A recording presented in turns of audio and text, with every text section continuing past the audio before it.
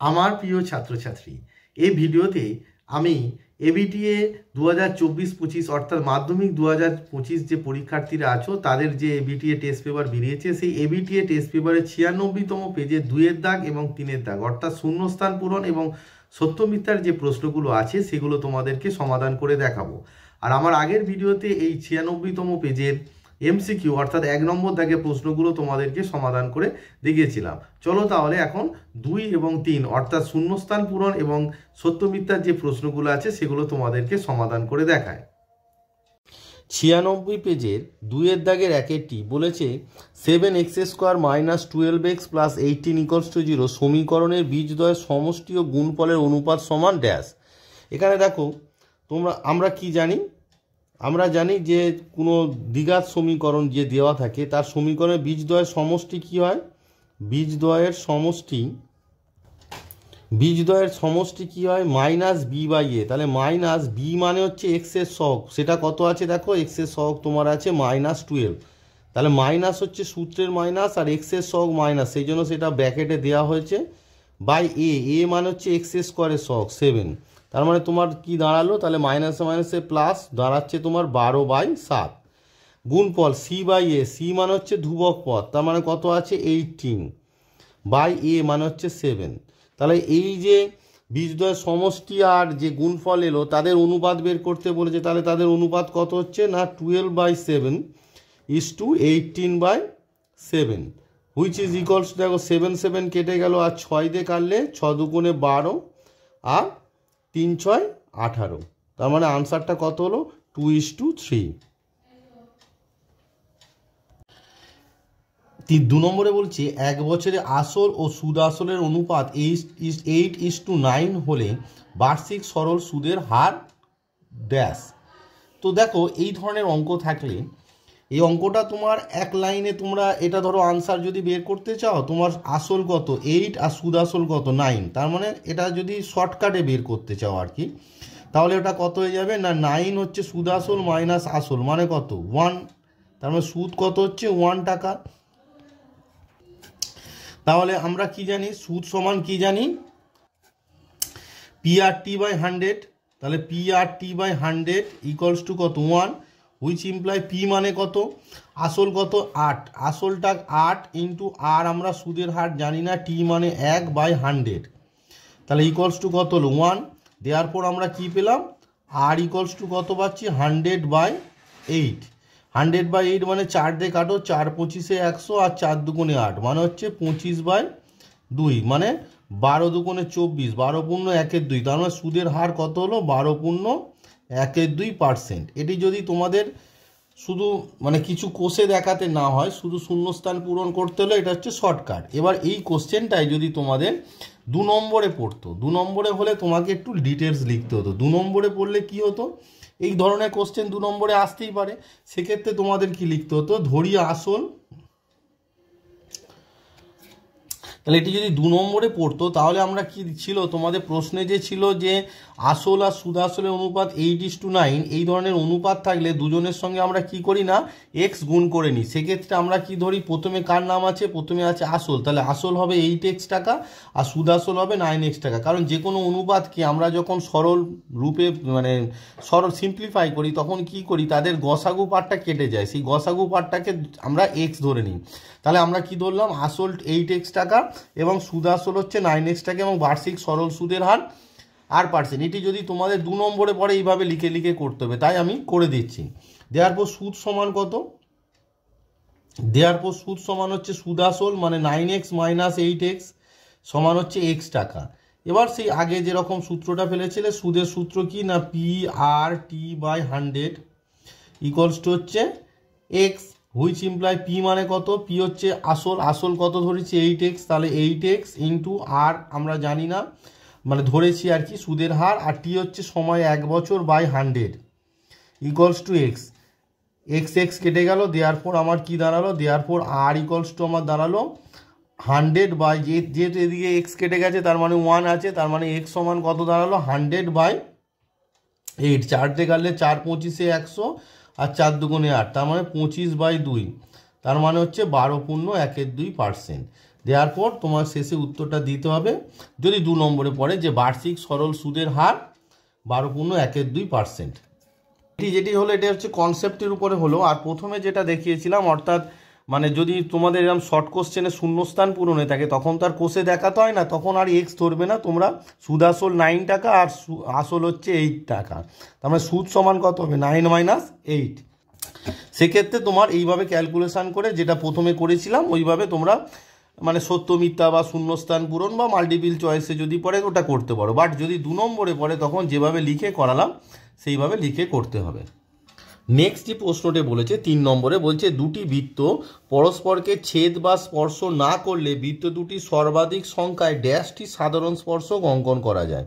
এবার দেখো সাধারণ স্পর্শক বৃত্তের কয় রকমের হয়? 2 রকমের, একটা হচ্ছে সরল সাধারণ স্পর্শক আর একটা তির্যক সাধারণ স্পর্শক। এবার বৃত্ত দুটি পরস্পরকে স্পর্শ বা ছেদ করছে না, তার মানে বৃত্ত দুটি কি হবে না ডিসজয়েন্ট হবে, অর্থাৎ একে অপরের থেকে ডিস্ট্যান্সে থাকবে। এই দুটো বৃত্ত হলো। এবার দেখো বৃত্ত দুটি কি কি হয় না একটা সরল সাধারণ স্পর্শক এদিকে একটা হবে আর এদিকে একটা হবে, তাই তো, দুটো সরল সাধারণ স্পর্শক হলো। আর একটা কি হবে এর উপর থেকে নিচে একটা তির্যক হবে, এই দিকটা এরকম একটা তির্যক হবে আর এদিকে একটা তির্যক হবে। তার মানে স্পর্শক কটি হলো না দুটি সাধারণ স্পর্শক, দেখো দুটি সাধারণ স্পর্শক আর দুটি তির্যক স্পর্শক, তার মানে দুটি সাধারণ আর দুটি তির্যক যোগ করলে কটি হলো না 4টি। তার মানে আনসারটা তোমার কি দাঁড়ালো না দুটি বৃত্ত পরস্পরকে স্পর্শ বা ছেদ না করলে তার ড্যাশটি সর্বাধিক ড্যাশটি সাধারণ স্পর্শক অঙ্কন করা যায় না 4টি। পরবর্তী যে প্রশ্নটি দিয়েছে 4 নম্বরে বলছে একটি নীরের অর্ধগোলকের সমতলের সংখ্যা ড্যাশটি। দেখো একটা নীরের অর্ধগোলক তোমরা এঁকে ফেলো, নীরের অর্ধগোলক আঁকলে কীরকম হয় দেখো, আমি একটি নীরের অর্ধগোলক এঁকেছি, এই যে অর্ধগোলকের এই যে পার্টটা এটি হচ্ছে বক্রতল, এটি কি বক্রতল, আর নিচে যেটা আছে বৃত্তাকারে আছে এই যে পার্টটা এটা হচ্ছে সমতল, এটি কি সমতল। তাহলে একটি নীরের অর্ধগোলকের বলেছে সমতলের সংখ্যা, বক্রতলের সংখ্যা একটি আর সমতলের সংখ্যা কটি আছে? একটি তো আছে, এই যে বৃত্তাকারে এই যে, তার মানে আনসারটা কি হবে একটি। আনসার হবে যে একটি নীরের অর্ধগোলকের সমতলের সংখ্যা একটি। নেক্সট দেখো 5 নম্বরে যে প্রশ্নটি দিয়েছে tan 35 degree plus tan 55 degree equals to sine theta হলে থিটার সর্বনিম্ন ধনাত্মক মান ড্যাশ হবে। এই যে 5 নম্বরের প্রশ্নটি আছে একটি তোমাদের যে টেস্ট পেপারে ভুল দেওয়া আছে, এটি tan 35 ডিগ্রি প্লাস আছে, এটা প্লাস নয় মাল্টিপ্লাই সাইন হবে, অর্থাৎ tan 35 degree into tan 55 degree equals to sine theta হলে থিটার সর্বনিম্ন ধনাত্মক মান ড্যাশ হবে, সেটি হবে। তার মানে তোমরা একটু ঠিক করে নিও, এই যে প্লাসটা আছে প্লাস tan 35 ডিগ্রি প্লাস নয় মাল্টিপ্লাই হবে, অর্থাৎ tan 35 degree into tan 55 degree equals to sine theta. তাহলে আনসারটা যখন আমরা করতে যাব দেখো তোমার কি দেওয়া আছে যে tan 35 degree into tan 55 degree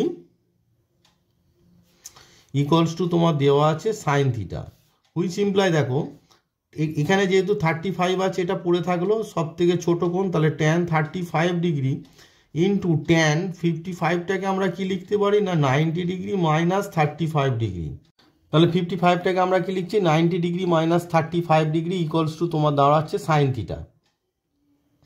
এবারে দেখো tan 35 পড়ে আছে, tan 35 degree into tan 90 degree minus theta মানে কত cot থিটা, তাহলে cot 35 ডিগ্রি ইকুয়ালস টু তোমার দাঁড়াচ্ছে সাইন থিটা। এবার দেখো tan theta into cot theta এর ভ্যালু কত 1, তার মানে 1 ইকুয়ালস টু কী দাঁড়ালো সাইন থিটা, হুইচ ইমপ্লাই দেখো আমরা কি লিখতে পারি সাইন থিটা ইকুয়ালস টু 1, মানে সাইন কত ডিগ্রির মান 1, সাইন 90 ডিগ্রির মান 1, দেওয়ার পর আমরা পেলাম থিটা ইকুয়ালস টু কত, থিটা ইকুয়ালস টু 90 ডিগ্রি। তার মানে আনসারটা তোমার দাঁড়ালো যে ড্যাশ হবে এখানে হবে 90 ডিগ্রি, আনসারটা তোমার হবে। নেক্সট বলেছে একটি পরিসংখ্যা বিভাজনের মধ্যমা যে লেখচিত্রের সাহায্যে পাওয়া যায় তা হলো, দেখো যে লেখচিত্রের সাহায্যে পাওয়া যায় তাকে কি বলা হয় ওজাইভ বলা হয়, ওজাইভ। এটি তোমাদের থিওরিতে ছিল জানা জিনিস, তাই আর কিছু বলছি না। নেক্সট এবারে আমি করাবো তোমাদের 3 নম্বর দাগের প্রশ্নগুলো করাবো। নম্বর দাগের যে প্রশ্নটি আছে এটি তোমাদের সত্য মিথ্যার প্রশ্ন। বলেছে এ 10,000 টাকা দিয়ে ব্যবসা শুরু করার 6 মাস পরে বি 20,000 টাকা দিল, বছরের শেষে তাদের লভ্যাংশের পরিমাণ সমান হবে। দেখো প্রশ্নটিকে ভালো করে পড়লে যেটি বোঝা যাচ্ছে, আগে ভালো করে পড়তে হবে যে এ দিয়েছে 10,000 টাকা, সেই 10,000 টাকা কি সারা বছর খেটেছে, অর্থাৎ 12 মাস খেটেছে, কিন্তু বি যে 20,000 টাকা দিয়েছে সেটি কি 6 মাস পরে দিয়েছে, তার মানে তার 20,000 টাকাটা কি 6 মাস খেটেছে, তার মানে এ ও বি এর মূলধন সমানভাবে খাটেনি। তাহলে আমাদের যখন কোনো মূলধন সমানভাবে না খাটে তখন আমরা কি করি, 1 মাস হিসাব করি। 1 মাস হিসাবে এ এর মূলধন কত আর বি এর মূলধন, 1 মাস হিসাব জিনিসটা কি অ্যাকচুয়ালি, 1 মাস হিসাব যে জিনিসটি সেটি হলো যে ধরো এখানে যদি প্রশ্নটি বলি এ 10,000 টাকা 1 বছর খাটিয়ে অর্থাৎ 12 মাস খাটিয়ে যে লাভ পায় সেই লাভ 1 মাসে যদি পেতে হয় তাহলে এর মূলধন কত হবে, ওই 10,000 ইন্টু 12 হবে, এটি হচ্ছে 1 মাস হিসাব।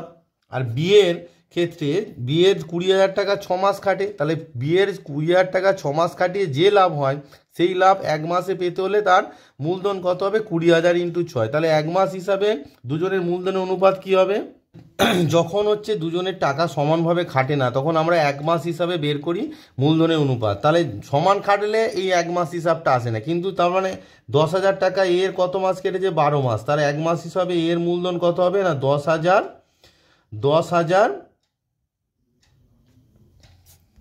ভুল লেখা হয়ে গেছে 10,000, একের পাশে হচ্ছে 1 2 3 4টে শূন্য, 2 3 4 ইন্টু এটা কত 12 মাস কেটেছে ইস্টু তোমার কত আছে 20,000, 1 2 3 এটা কত কেটেছে 6 মাস, তার মানে দেখো এটা যদি গুণ করো 12-র পাশে কটা বসে যাবে, 4টে শূন্য, 1 2 3 4 ইস্টু 6 দুগুণে দেখো কত 12, 12-র পাশে কত হবে 1 2 3 4, 1 2 3 4, এবার 4টে শূন্য আর 12 দুটো সেম হয়ে গেল, তার মানে 1:1, তার মানে তাদের মূলধনের অনুপাত কি সমান হয়ে গেল 1:1, তাদের মূলধনের অনুপাত যদি সমান হয় তাদের লভ্যাংশের পরিমাণও কী হবে, সমান হবে।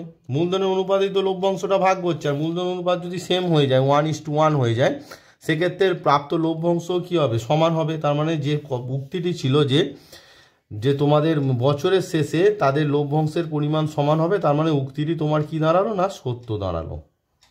নেক্সট যে প্রশ্নটি বলেছে √5 + √2 এর অনুবন্ধীকরণী হলো √5 - √2। দেখো প্রথমে দেখো √5 + √2 গোটাটাই কি শুদ্ধকরণী, আমরা কি জানি মিশ্রকরণী, অর্থাৎ a + √b এর অনুবন্ধীকরণী কত হয়, এর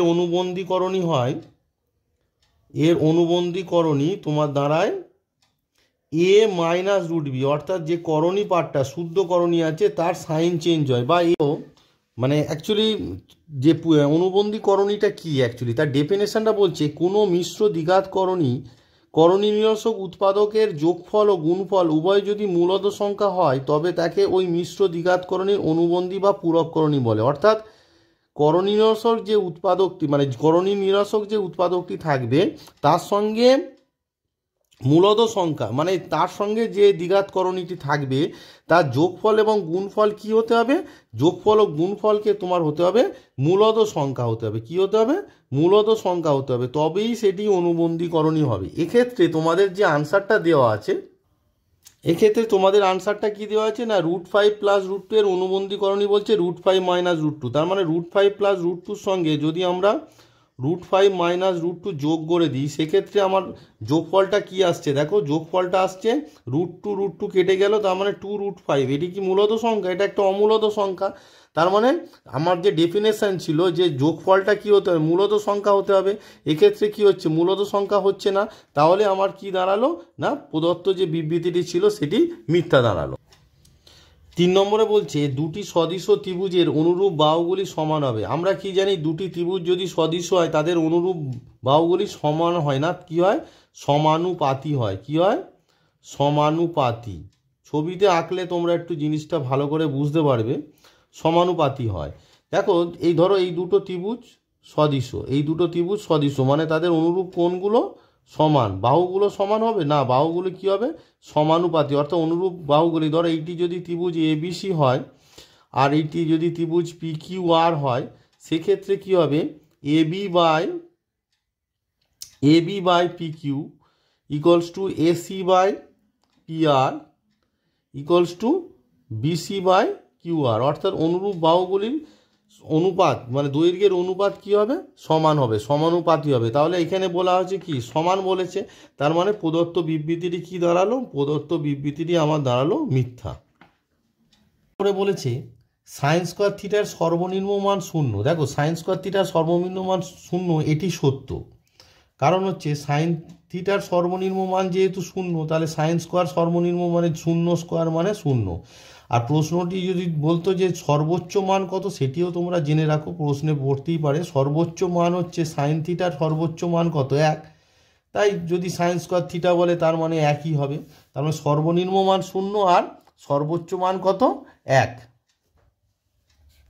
পরবর্তী বলেছে একটি লম্ববৃত্তাকার শঙ্কুর উচ্চতা, ব্যাসার্ধ এবং তির্যক উচ্চতা একটি সমকোণী ত্রিভুজের বাহুদ্বয়। স্টেটমেন্টটা সত্য না মিথ্যা সেটা দেখতে গেলে তোমাকে আগে কি করতে হবে, একটা সমকোণী মানে একটা লম্ববৃত্তাকার শঙ্কু আগে আঁকতে হবে। তাকে লম্ববৃত্তাকার শঙ্কু এঁকে ফেলো, লম্ববৃত্তাকার শঙ্কু আঁকো।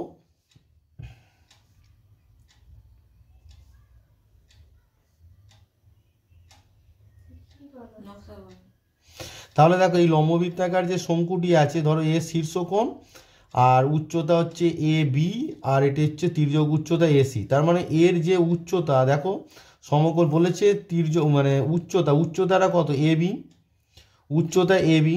তারপর বলেছে ব্যাসার্ধ কত, বিসি। আর তির্যক উচ্চতা চিত্রে তোমরা কি দেখতে পাচ্ছ, এসি। এরা তিনজন কি বলেছে, একটি সমকোণী ত্রিভুজের বাহুদ্বয়। দেখো এটি তো লম্ব, উচ্চতা মানে হচ্ছে ভূমির উপর লম্ব, তার মানে AC A B is perpendicular to BC. আর এসিটা তাহলে কি, অতিভুজ। তার মানে এটি মানে একটা শঙ্কুর উচ্চতা, ব্যাসার্ধ এবং তির্যক উচ্চতা একটি সমকোণী ত্রিভুজের বাহুদ্বয়। তার মানে প্রদত্ত যে স্টেটমেন্টটাই আছে সেটি সত্য।